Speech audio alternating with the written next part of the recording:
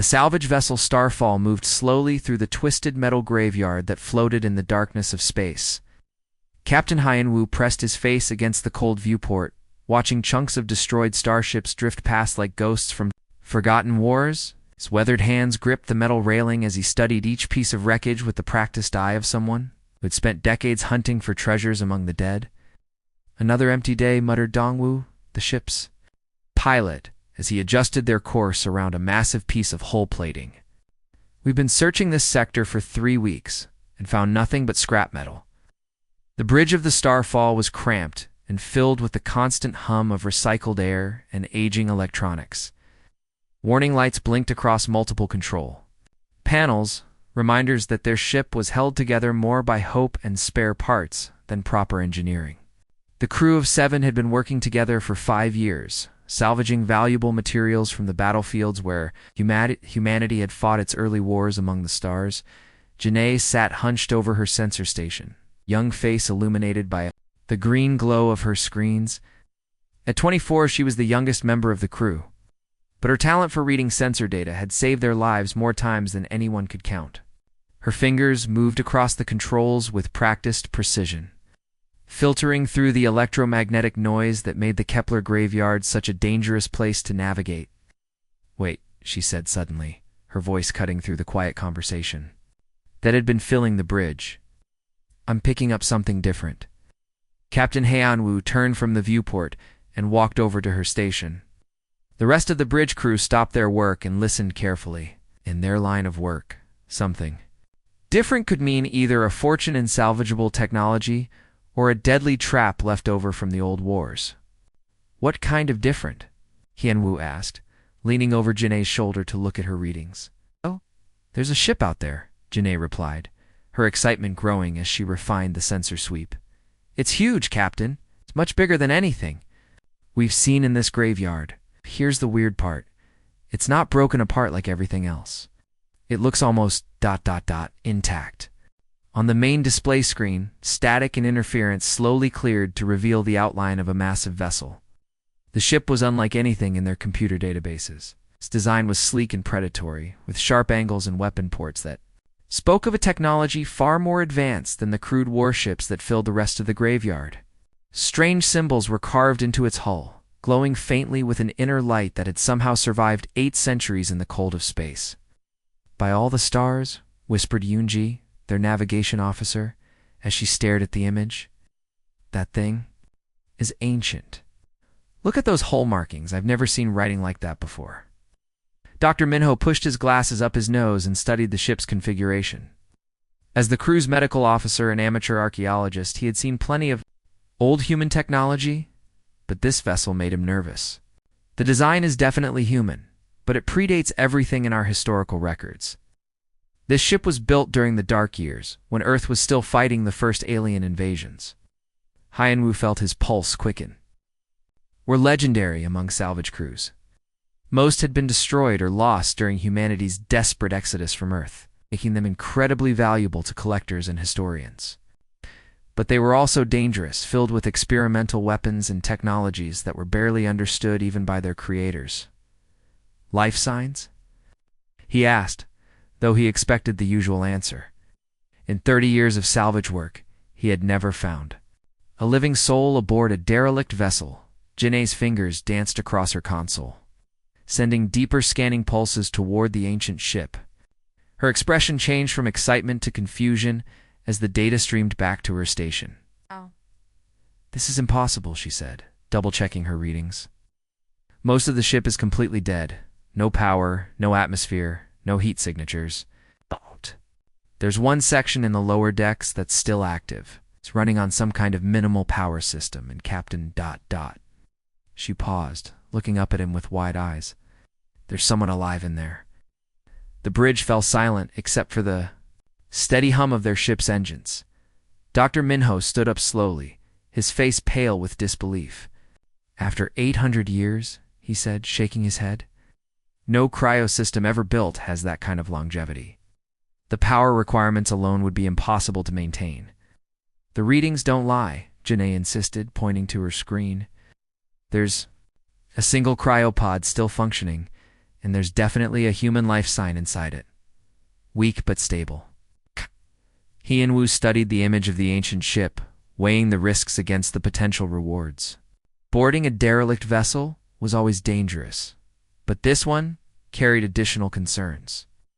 Ships from the dark years often contained automated defense systems, experimental weapons, or worse, diseases and biological hazards from humanity's early encounters with hostile alien species. But there was someone alive in there. Someone who had been sleeping in the cold darkness of space since before any of them had been born. The salvage code was clear. Rescue took priority over profit always. Prepare a boarding party, Hyan Wu decided, his voice carrying the authority that had kept his crew alive through countless dangerous situations. We're bringing them home. The next 6 hours were filled with careful preparation. The crew suited up in their environmental gear, checked and double-checked their equipment, and planned their route through the ancient ship. Janae worked continuously to map the vessel's layout using their sensors, identifying the safest path to the functioning cryopod while avoiding sections that showed signs of structural damage or potential hazards. The boarding operation itself was tense and methodical. Hyan Wu led a team of 4 through the ship's emergency airlock, their helmet lights cutting through the absolute darkness of corridors that had been silent for centuries. The walls were covered with frost and strange crystalline formations that seemed to pulse with faint energy. Their boots echoed eerily in the empty spaces as they made their way. Deeper into the vessel, the cryo bay was located in the ship's most protected section, surrounded by layers of armor plating and radiation shielding. When they finally reached it, they found a room filled with dozens of cryopods, all dark and silent except for one. The functioning pod hummed quietly with power, status lights blinking in a steady rhythm that seemed almost like a heartbeat. Inside the pod, they could see the outline of a human figure, a man who appeared to be in his 40s, with dark hair and a peaceful expression on his face. His identification tags were corroded and barely readable, but they managed to make out a single name: Taemin. The extraction process was delicate and dangerous. They had to carefully disconnect the pod from the ship's failing power systems and transport it back to the starfall, without interrupting the life support functions that had kept its occupant alive for so long. Every step had to be perfect. One mistake could kill the man they were trying to save. Back aboard their own ship, Dr. Minho began the revival process in their small medical bay. As he worked, he noticed something strange about the readings. Coming from his equipment, the man's cellular structure was unusual, showing patterns that didn't match standard human physiology. His brain activity was far more complex than normal, even for someone in cryosleep. His vital signs are incredible, Minho muttered to himself as he monitored the revival process. It's like his body has been enhanced somehow, modified to survive conditions that would kill a normal human. Hours passed before Taemin's eyes finally opened. When they did, they held a clarity and awareness that seemed impossible for someone who had just awakened from centuries of artificial sleep. He sat up slowly, his movements controlled and deliberate, surveying his surroundings with the calm assessment of someone who was completely in control of the situation. "How long?" he asked, his voice steady and strangely resonant, carrying an authority that made everyone in the room pay attention. 812 years, Captain Hyan Wu replied gently, studying this mysterious man who showed no signs of confusion or disorientation. "I'm Captain Hyan Wu of the salvage vessel Starfall. You're safe now." Taemin nodded as if this devastating news was merely interesting rather than catastrophic. Everything he had ever known, his friends, his family, his entire civilization was gone, lost to the passage of time. Yet he showed no emotion beyond polite curiosity. "Ship?" he asked. "Dead," Hyan Wu answered honestly. "You're the only survivor we found, I'm sorry." For just a moment, something flickered behind Taemin's eyes, an emotion too deep and complex to name. A grief that seemed to encompass more than just personal loss. Then it was gone, replaced by polite gratitude and a dignity that commanded respect from everyone who met him. The Starfall has been traveling peacefully through the outer rim for 3 days when death came calling from the void. The attack began, as most pirate raids did, with the sudden terrifying appearance of a predator. Ship dropping out of hyperspace like a hungry beast spotting wounded prey, Captain Hyanwu was reviewing supply reports in his quarters when the first proximity alarms started screaming throughout the ship. He dropped his datapad and rushed toward the bridge, his heart already pounding with the familiar fear that came with every encounter in the lawless territories beyond civilized space. The raider vessel Blood Talon materialized on their sensors like a nightmare-given form. Its hull was painted black and red, covered with the scars and trophies of countless successful raids. Weapon ports along its sides glowed with deadly energy as targeting systems locked onto the much smaller salvage ship. Red alert, Hyanwu shouted as he burst onto the bridge. All hands to combat stations. Janae's fingers flew across her control panel, trying desperately to boost their shields before the first attack. Captain, it's a Marauder-class raider. They've got us outgunned 10-1. The first energy blast struck their starboard side, like a hammer blow from an angry god. The entire ship shuddered and groaned as the impact sent crew members stumbling and emergency lights flickering to life. Sparks flew from damaged control panels as the smell of burning electronics filled the air. Shields at 60%, Janae reported, her voice tight with fear. They're targeting our engines. They want to disable us, not destroy us. Hyanwu grabbed his communicator with hands that shook only slightly despite his terror. 30 years in space, he knew exactly what pirates did to crews they captured alive. The stories were told in hushed whispers at spaceports throughout the galaxy. Warnings about the fate that awaited those unlucky enough to be taken prisoner by raiders like the Blood Talon. All hands, prepare for boarding. Ow, he announced over the ship's communication system. This is not a drill. Seal all compartments and prepare to repel boarders. Throughout the ship, the 7-person crew scrambled to defensive positions. Dongwu sealed himself into the engine room with orders to prevent the pirates from taking control of their propulsion systems. Yonji armed herself with one of their few working plasma rifles and took position near the main airlock. The others scattered to defend critical systems, knowing that their civilian salvage vessel had never been designed for combat. In the medical bay, Dr. Minho frantically secured his medical supplies and equipment, preparing for the worst. His hands shook as he loaded emergency stimulants and trauma kits into his medical bag, knowing that he would likely need them before this day was over. But Taman sat perfectly still in the center of the chaos, as calm as if he were meditating in a peaceful garden. The alarms blared around him. The ship shuddered under repeated weapons fire, and crew members ran past, shouting orders and preparing for battle. Yet none of it seemed to affect him in the slightest. "Aren't you afraid?" Minho asked, pausing.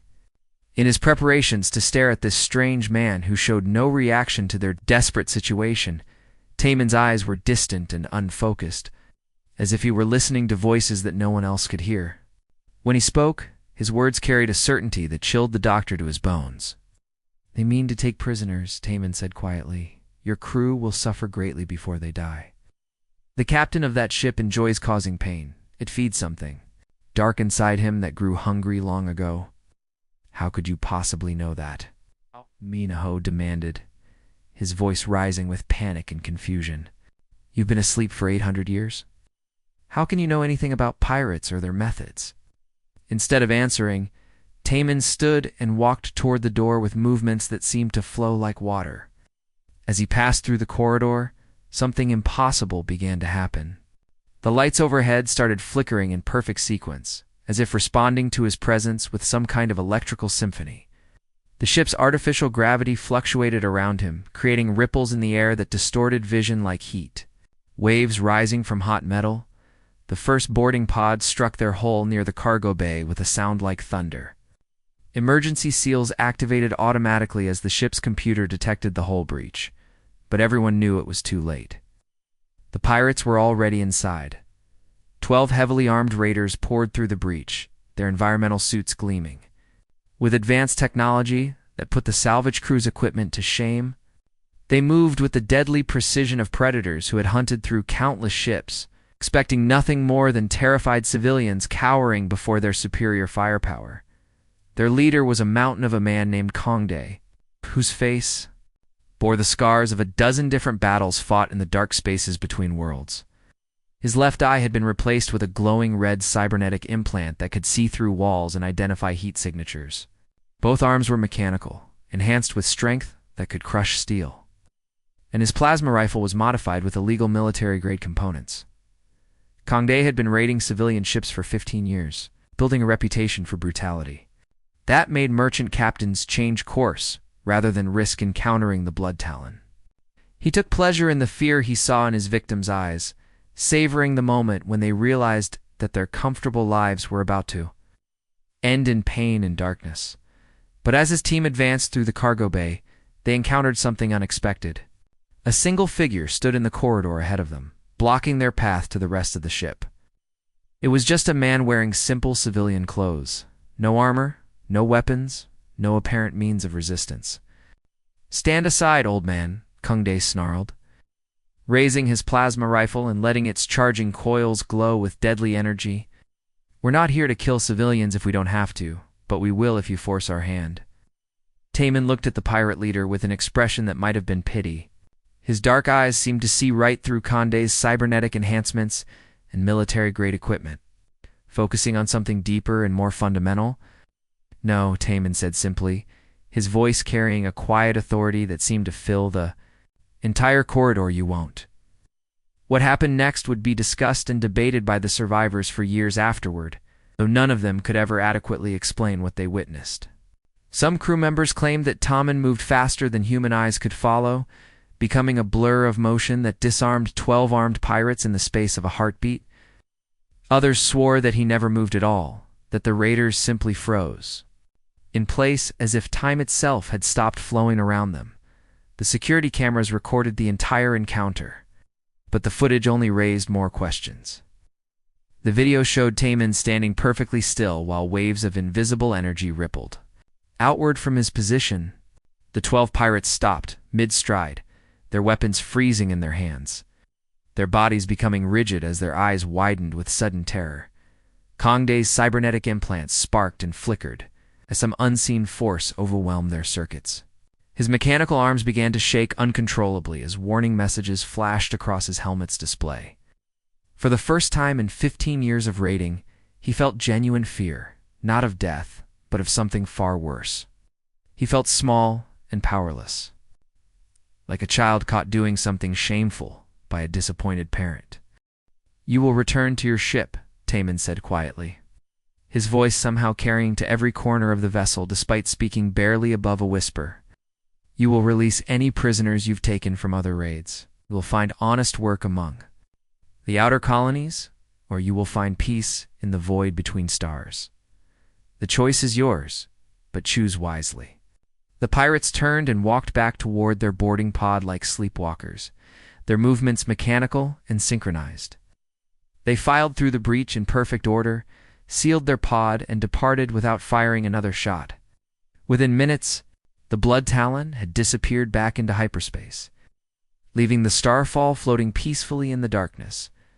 On the bridge, Captain Hyanwu stared at his sensor readings in complete disbelief.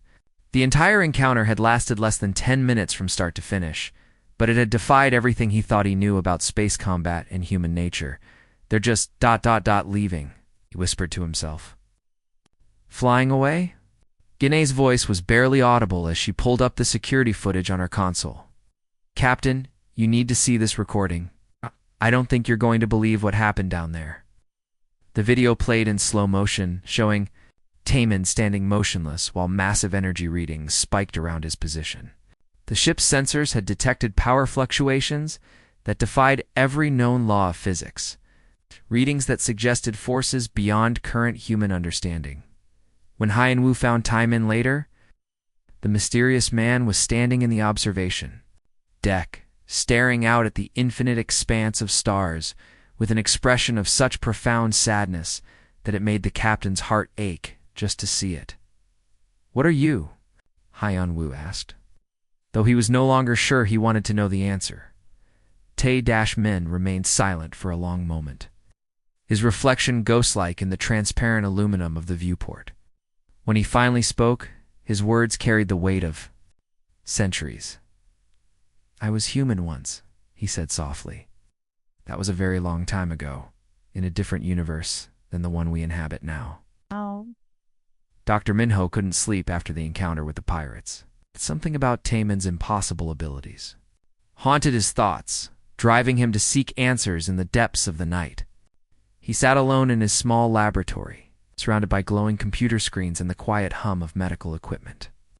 Determined to uncover the truth about their mysterious passenger, the data they had recovered from Taemin's ancient ship was heavily encrypted, protected by security protocols that were centuries ahead of anything Minho had ever encountered. But the doctor was persistent, and his curiosity burned like a flame that refused to be extinguished.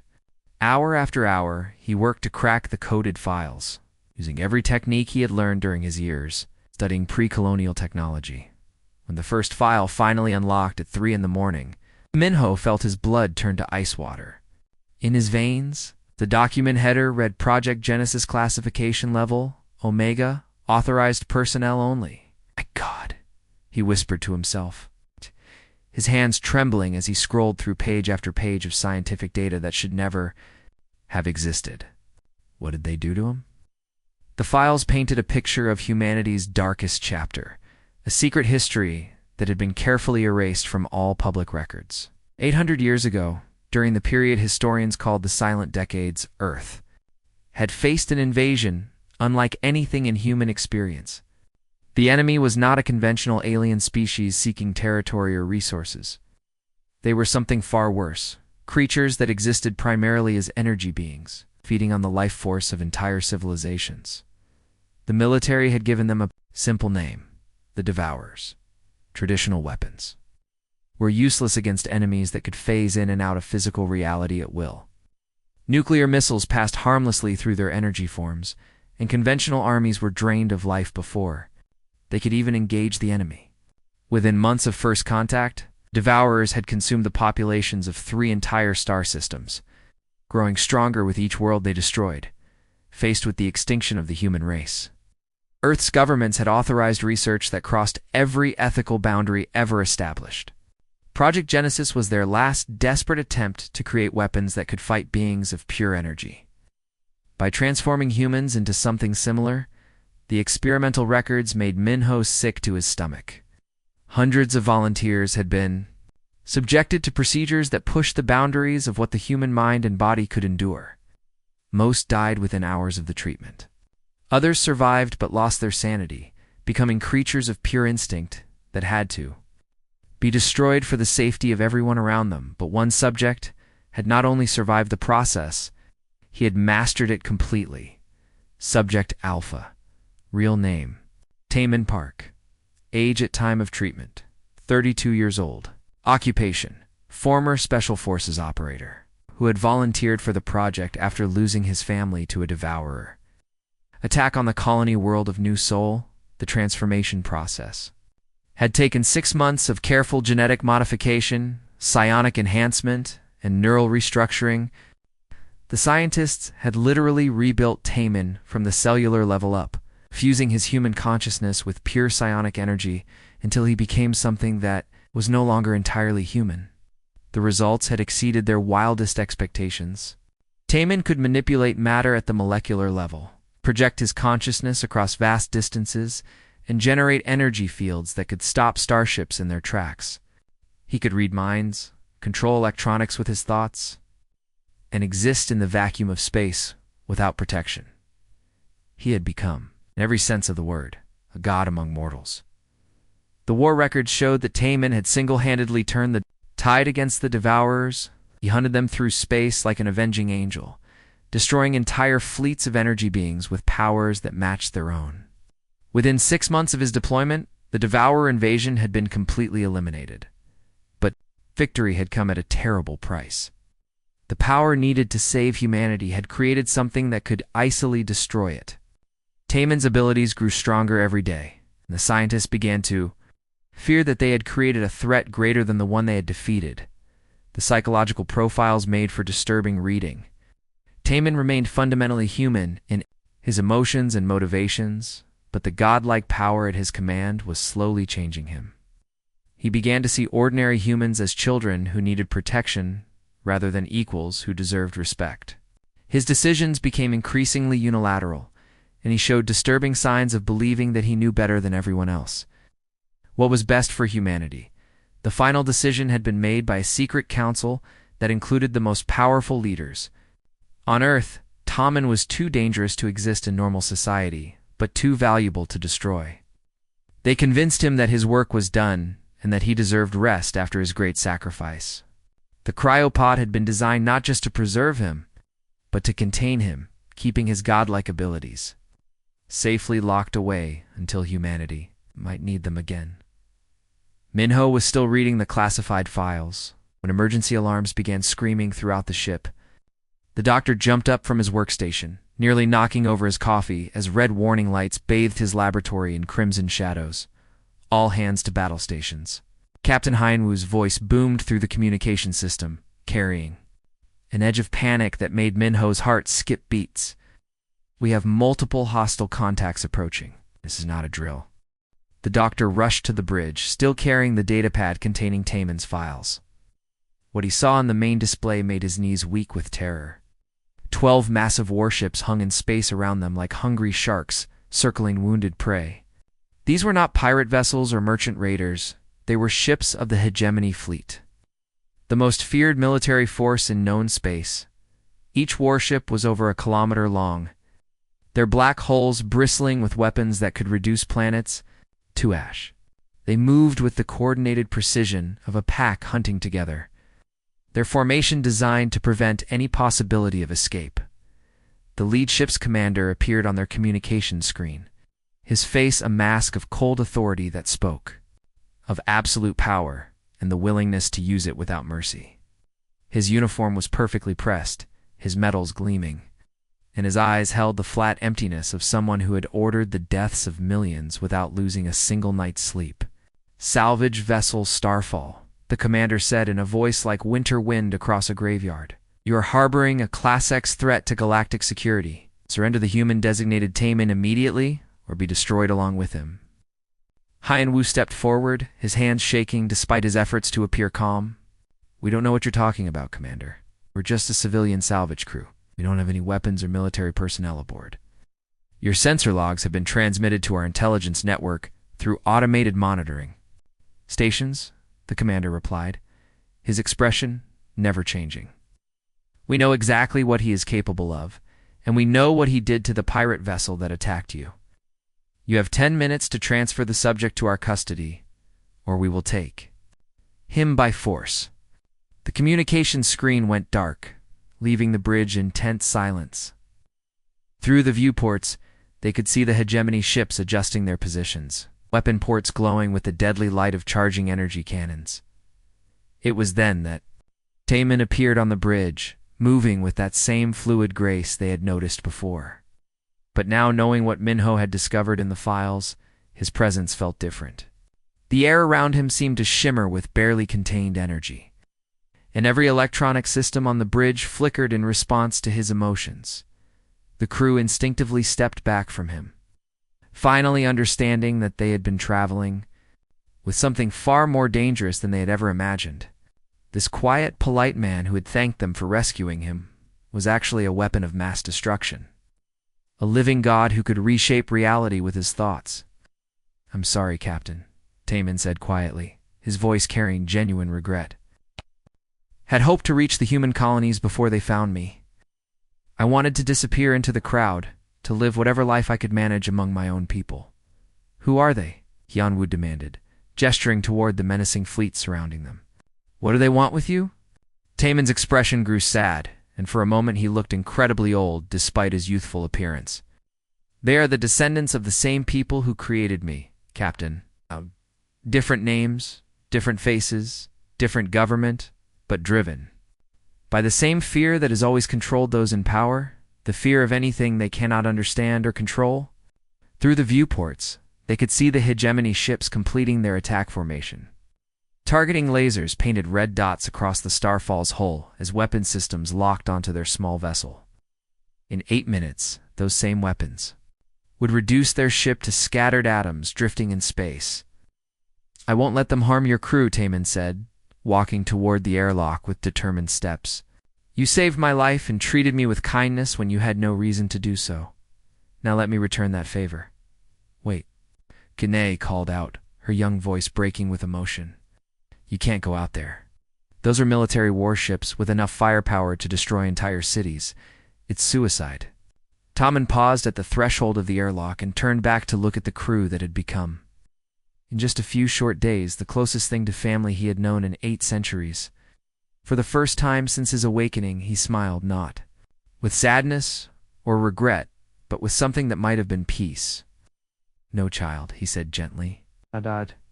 His voice carrying the wisdom of someone who had already died once for humanity and was prepared to do so again. It's not suicide. It's justice. The massive airlock of the Starfall hissed open with a sound like a dying breath, exposing the chamber to the cold vacuum of space. Taman stood at the threshold for just a moment, looking back at the crew that had saved him from 8 centuries of frozen sleep. His dark eyes held a mixture of gratitude and infinite sadness, as if he were saying goodbye to the last remnants of his humanity. Then he stepped forward into the void. The crew pressed against the viewports, watching in horror and amazement as Taman drifted away from their ship without any kind of environmental suit or breathing apparatus. Space was the ultimate killer, a realm of absolute zero temperature, crushing vacuum, and deadly radiation that could freeze and suffocate a human being in seconds. Yet Taman floated through it as easily as walking through a summer garden. "Is impossible," Dr. Minho whispered, his breath fogging the transparent aluminum of the viewport. No human body can survive exposure to vacuum. The blood boils, the lungs explode, the brain dies from oxygen starvation within minutes. Captain Hoyanwu watched their passenger becoming smaller and smaller as he drifted toward the massive hegemony fleet. He's not human anymore, Doctor. Whatever they did to him 800 years ago, it changed him into something else entirely. The 12 warships of the hegemony hung in space like mechanical predators, their hulls bristling with enough firepower to reduce entire planets to glowing slag. Each vessel was over 1 kilometer long, a floating city of death designed for one. Purpose to project the power of the galactic government across the stars through overwhelming force. On the bridge of the flagship Iron Judgment, Admiral Gangsu studied the tactical displays with the cold precision of a man who had spent 40 years climbing the ranks of the most feared military organization in known space.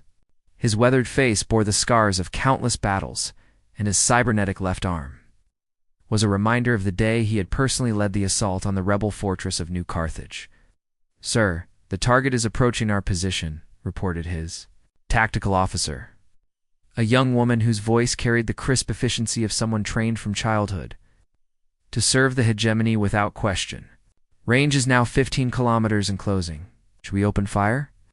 Gangsu hesitated, which was unusual for a man who had built his reputation on making swift, decisive choices in combat. Something about the lone figure floating toward his fleet made him pause.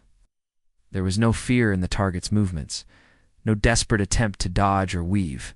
He simply drifted forward with the calm inevitability of a force of nature. "Maintain targeting locks, but hold fire," the Admiral commanded. "I want to see what he's planning." Before anyone could respond, every communication system in the fleet suddenly activated without authorization. The main screen flickered to life. Control panels began displaying unauthorized transmissions, and the voice of Taman filled every bridge, every corridor, every corner of the 12 massive warships. "I know why you've come," the voice said, carrying with it a weight that seemed to press against their minds like a physical force. "You fear what I represent, what I am capable of doing to your carefully ordered universe. You're right to fear it." The bridge crew looked around in confusion and growing alarm. Their most advanced military communication systems had been completely taken over by a single man floating in open space. Security protocols that had taken decades to develop were being bypassed as if they didn't exist. "How is he doing this?" the communications officer demanded, her fingers flying across her control panel in a desperate attempt to regain control of their systems. "He's not even using any kind of transmitter." Open fire? Admiral Jiang Su commanded, his training finally overriding his hesitation. All ships, concentrate fire on the target. Maximum power. But his weapons officer's hands remained frozen over the firing controls. No matter how hard the man tried to press the activation switches. Across the bridge, other crew members found themselves similarly paralyzed, able to think and speak, but unable to perform any hostile actions. Throughout the fleet, similar scenes played out on 11 other ships. Trained soldiers who had conquered worlds and crushed rebellions found themselves completely unable to move their weapon systems. The most advanced military force in the galaxy had been neutralized by a single thought from the man they had come to capture. As Taman drifted closer to the fleet, his human form began to change in ways that defied every law of physics the crew understood. Energy cascaded around him like liquid starlight, flowing and pulsing with colors that had no names in any human language. His physical body became translucent, then transparent, until he appeared to be made of pure light and power. The transformation was beautiful and terrifying at the same time. Taman had shed his human appearance entirely, revealing himself as something far more magnificent and dangerous than anyone had imagined. He had become a being of pure psionic force. His consciousness expanded to encompass the entire battle. Group of 12 ships. He created weapons to fight monsters. His voice continued, now speaking directly into the minds of every person in the fleet without using any kind of technology.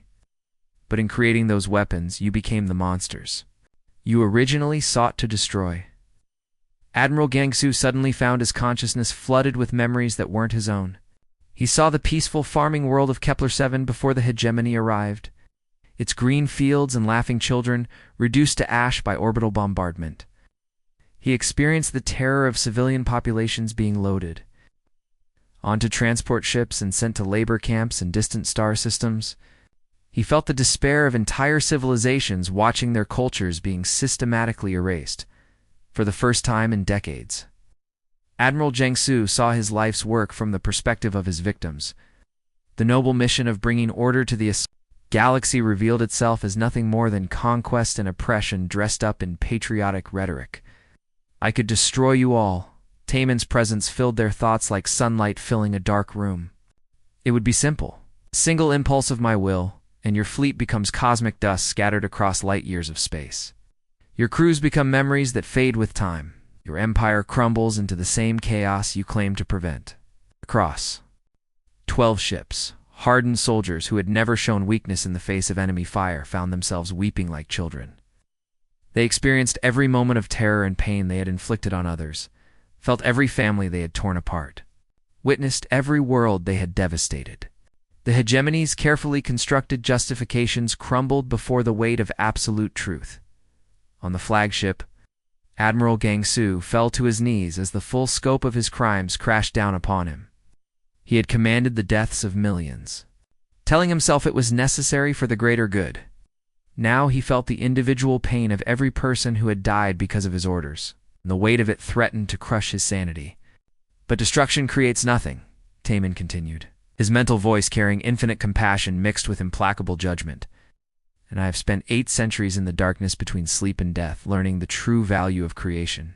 Over destruction, instead of annihilation, he gave them something far more profound and transformative choice. Each member of the fleet suddenly found themselves free to act again, but with the complete and undeniable knowledge of what their actions had truly meant. The psychological conditioning that had made them perfect soldiers dissolved, like morning mist, replaced by the simple but powerful recognition of right and wrong. The changes began immediately. On ship after ship, crew members looked at their weapons systems and found they could no longer bring themselves to use them for conquest. Some activated their escape pods and fled toward neutral space, seeking redemption and exile among the outer rim territories. Others turned their vessels toward worlds the hegemony had occupied. Determined to undo some of the damage they had caused, Admiral Jiang Su found himself alone on his bridge as his crew abandoned their posts rather than continue, serving an empire built on the suffering of innocence. With shaking hands, he activated his personal communicator and opened a channel to every hegemony vessel in known space. "This is Admiral Gangsu to all hegemony forces," he broadcast, his voice breaking with emotion, effective immediately. "I am disbanding the fleet and ordering the release of all occupied territories. The war is over. We have become the very evil we swore to fight, and it ends now."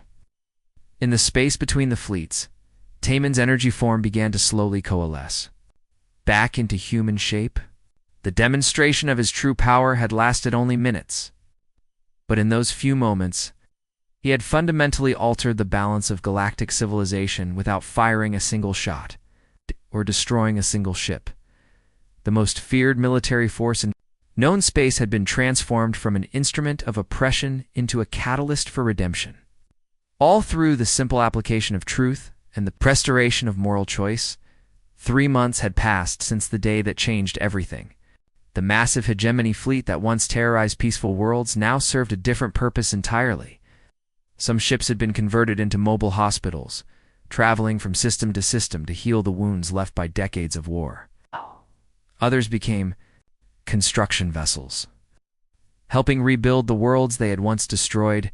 Captain Hyan-Woo stood on the observation deck of the newly constructed Nexus station, watching the incredible sight before him. Ships from dozens of different species worked together in perfect harmony, their crews sharing technology and resources that had been jealously guarded secrets just months before. The station itself was a marvel of cooperative engineering, part research facility, part diplomatic center, and part early warning system for threats to peaceful civilizations. The structure was enormous, stretching over 50 kilometers in length, and housing nearly 1 million beings from across the galaxy. Crystal spires from the Zephyrian homeworld rose alongside metallic towers designed by human engineers.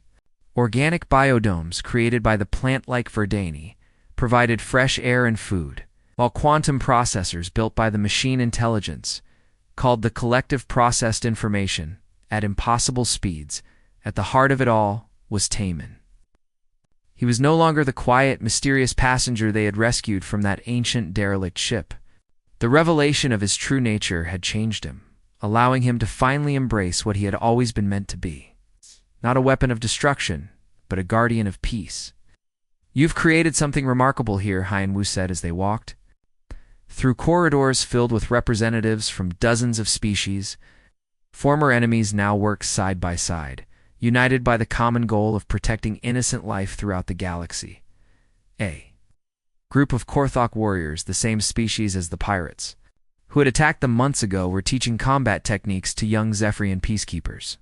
Nearby, human scientists shared agricultural data with insectoid hive minds, whose understanding of biology surpassed anything in the known databases. "I've created nothing," Taemin replied, his voice carrying the same quiet authority it always had. "I've simply reminded people of what they already knew deep in their hearts, that cooperation and understanding serve everyone better than conquest and fear." Through the station's massive viewports, they could see the incredible sight of construction ships from 12 different worlds working together to build defensive platforms around the Nexus point. The technology was being shared freely, with no single species holding advantages over others. Weapons designed for destruction were being converted into tools for creation and protection. Janae approached them from across the busy corridor, carrying a datapad filled with reports from across the galaxy. She had chosen to stay at the station, rather than return to salvage work, finding new purpose in coordinating the growing network of peaceful worlds that looked to Nexus Station for guidance and protection. "Sir, we're receiving requests for mediation from the outer colonies," she reported, her young face serious with responsibility. "There are 3 separate territorial disputes brewing, and all parties are specifically asking for your personal intervention." Taemin nodded thoughtfully, considering the situation with the same careful attention he gave to every problem brought before him. "Arrange diplomatic meetings with all involved parties. Schedule them for next week, and make sure each delegation has equal time to present their concerns. Violence should always be the last resort, never the first option we consider." As Janae departed to make the necessary arrangements, Dr. Minho joined them from his research laboratory deeper in the station. Over the past months, he had been studying the long-term effects of Taemin's transformation. trying to understand how one individual could catalyze such massive changes across entire civilizations. "The psychological profiles are absolutely fascinating," he said, adjusting his glasses as he reviewed his latest data. "Everyone who encounters you personally reports the same phenomena, a sudden clarity about their own moral choices and motivations. How exactly do you accomplish this effect?" Taemin stopped walking and turned to face the doctor with a gentle smile. "I don't do anything special, Minho. I simply exist as I am, and that existence somehow reminds others of who they could choose to be if they let go of their fears and prejudices. The power to choose good over evil was always within them. I merely reflect it back like a mirror." Their conversation was suddenly interrupted by an urgent chime from the station's communication system. The corridor's wall displays activated automatically, showing a desperate message that was being broadcast from the edge of civilized space. The image was grainy and filled with static, but they could see a human woman with tears streaming down her face as explosions lit up the background behind her. "This is Colony 77 in the Arcturus sector. We're under attack by unknown hostiles with advanced technology. They're demanding immediate surrender and threatening to execute civilians. If we resist, we have families here, children who have never known war. Please, if anyone can hear this transmission." The message cut to static, but Taemin was already moving with purposeful strides toward the station's central chamber. The massive space contained what appeared to be a simple meditation platform surrounded by crystalline structures, but the technology integrated into the setup allowed him to project his consciousness across vast distances of space instantaneously. "You're going to help them," Captain Hien-Woo said. It wasn't a question. He had seen this determination in Taemin's eyes many times before.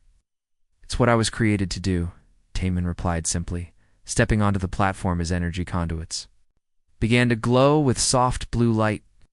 "Protect those who cannot protect themselves, regardless of where they are or what species they belong to." As he took his position on the platform, energy began to gather around him in patterns that reminded Hien-Woo of aurora lights dancing across a planet's atmosphere.